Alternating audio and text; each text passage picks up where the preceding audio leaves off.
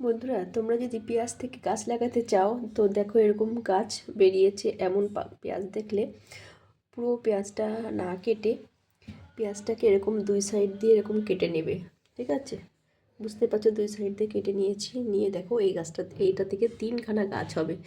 আর এই যে একটা দেখেছো পেঁয়াজ কলি, অসময়ে পেঁয়াজ বা পেঁয়াজকলি খেতে পারবে। ছাদ বাগানে যখন তখন ইচ্ছা হলো সঙ্গে সঙ্গে তো বাজার থেকে আনা সম্ভব না। এরকম যদি 8-10টা গাছ থাকে তো দেখবে পেঁয়াজকলি সুন্দরভাবে তৈরি করে নিতে পারবে।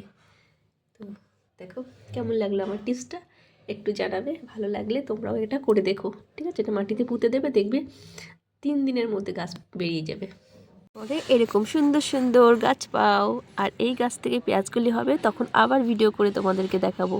ঠিক আছে বন্ধুরা, আজ এই পর্যন্ত। ভালো লাগলে লাইক কমেন্ট শেয়ার করে দিও, আর সাবস্ক্রাইব করে পাশে থেকো। আমার নিত্য নতুন সমস্ত ভিডিও তোমাদের কাছে গিয়ে পৌঁছাবে। আবার দেখা হবে অন্য কোনো ভিডিওতে।